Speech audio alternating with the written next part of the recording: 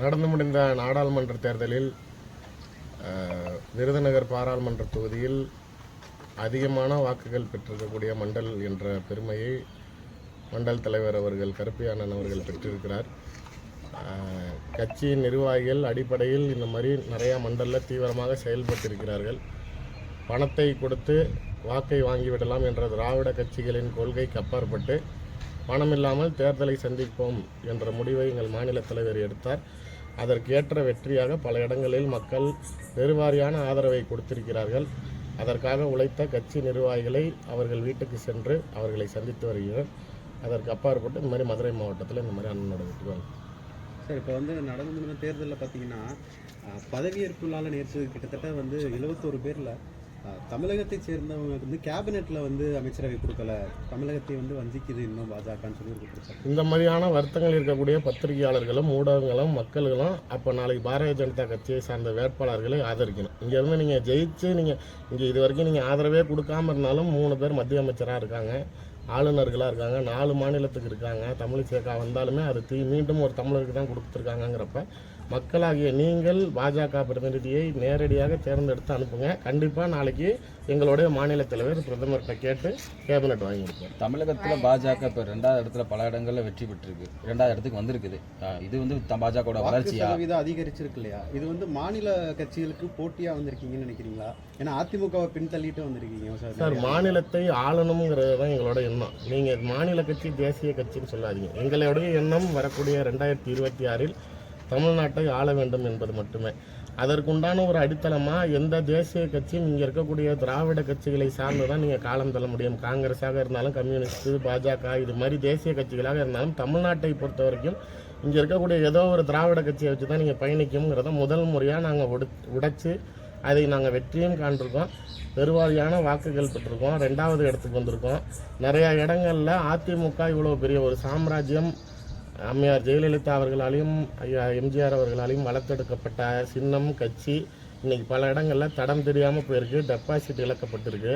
இதுக்கு முக்கியமான காரணம் நீங்கள் உங்களால் தான் நாங்கள் வாழ்கிறோம், உங்களால் எங்களுக்கு தோல்விகள் அதிகமாகுது, உங்களால் சிறுபான்மை வாக்குகள் நாளைக்கு குறைஞ்சி போச்சுன்னு சொன்ன அதிமுக இன்றைக்கி நீங்கள் தனியாக நில்லுங்க, நாங்கள் தனியாக நிற்கிறோங்கிறப்ப இன்றைக்கி எங்களுக்கு கீழே போயிருக்காங்கிறப்ப இப்போ தமிழ்நாட்டில் பாஜகவுடைய செல்வாக்கு அதிமுக விட அதிகமாக இருக்கிறது. 24இல் அதிமுகவை 3வது இடத்துக்கு தள்ளி இருக்கும், 26இல் திமுகவை பின்னுக்கு தள்ளி பாஜக ஆட்சி. அதாவது பாஜகவுடைய வாக்கு சதவீதம் திமுகவுக்கு பாதிப்பு ஏற்படுத்தாது, அதிமுகவுக்கு தான் பாதிப்பு ஏற்படுத்தும் சொல்லி விருதுநகர் மாணிக்கம் அவர் சொல்லியிருக்காரு. சார், அதாவது வாக்கு சதவீதம் அப்படிங்கிறத பொறுத்த வரைக்கும் பார்த்தீங்கன்னா இப்போ மக்கள் திமுக மேலே அதிருப்தியான வாக்குகள் இருக்கிறதுனால தான் கடந்த தேர்தலை விட திமுகவுக்கு இந்த மாதிரி 8% கீழே அவங்களுக்கு ஓட் பேங்க் தக்க வைக்கல. அதிமுகவை சார்ந்த ஆதரவுகள் நிறைய இடங்களில் சீமானு கூட போயிருக்குது. நீங்கள் திமுக மேலே கடுமையான அதிருப்தியில் மக்களுக்கு இருக்குது.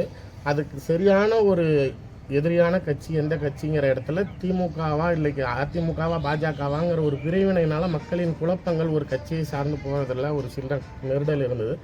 இப்போ நடந்த தேர்தலுடைய ரிசல்ட்டில் பாஜக தான் திமுகவை 26இல் சந்திக்கக்கூடிய சரியான எதிரி. நாங்கள் தமிழ்நாட்டில் எப்பயுமே சொல்லிக்கிட்டு இருக்கிறது அதானே, தமிழ்நாட்டில் திமுக vs பாஜகங்கிறது தான் களம் அப்படின்னு சொல்லிக்கிட்டு இருந்தோம். அந்த களத்தை நாங்கள் ஏற்படுத்தி இருக்கிறோம். அந்த 26இல் கண்டிப்பாக திமுகவுடைய தேர்தல் வாக்கு சதவீதம் எவ்வளோ சரிவை ஏற்படுதுங்கிறத நாளைக்கு முதலமைச்சர் பார்ப்பார். சார், நெல்லையில் நயினார் நாகேந்திரன் தோத்ததுக்கு பணம் பட்டுவாடா சரியாக பண்ணலை அப்படின்னு இந்து மக்கள் கட்சி தலைவர் மாவட்ட தலைவர் பேசுகிற ஆடியோ பயங்கரமாக லீக் ஆகியிருக்கு. சார், இந்து மக்கள் கட்சி என்பது பாஜகவுடன் அங்கீகரிக்கப்பட்ட கட்சி கிடையாது. முன்னாள் மாவட்ட தலைவர் இல்லை அந்த அப்படி இருந்த முன்னாள் மாவட்ட தலைவர் அப்படியே முன்னாள் மாவட்ட தலைவராக இருந்தாலும் இந்து மக்கள் கட்சிக்கு பாஜக சப்பக்கட்டு கட்டணுங்கிற அவசியம் இல்லை. முன்னாள் இந்து முன்னணி மாவட்ட தலைவர் இப்போ இந்து மக்கள் கட்சியில் இருக்கு. அதுதான் எல்லாமே சரி. அது எல்லாமே அவங்க எங்களுடைய சித்தாந்த ரீதியாக உடன்பட்டிருந்தாலும் அரசியல் கட்சிங்கிற முறையில் அவங்க தனி சித்தாந்தம், எங்களுக்கு தனியான சித்தாந்தம் இருக்குது. வேட்பாளர் தனிப்பட்ட முறையில் சொல்லக்கூடிய விஷயங்களுக்கு தான் நாளைக்கு ஒத்துக்கணும். அப்போ நாளைக்கு வாக்கு கொடுத்து நாளைக்கு ஒருத்தர் ஜெயிச்சிருக்காருங்கிறது ஜனநாயக பெருமையா?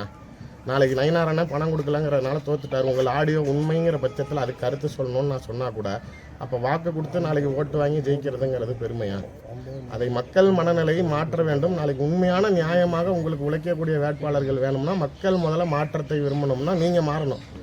ஓட்டுக்கு பணம் வாங்காமல் வாக்களிக்கணுங்கிற முடிவை நிறைய மக்கள் நிறையா திமுகவில் காசு கொடுக்குறேன்னு இடத்துலலாம் வேணான்னு சொல்லி திரும்பி அமைச்சிருக்காங்க.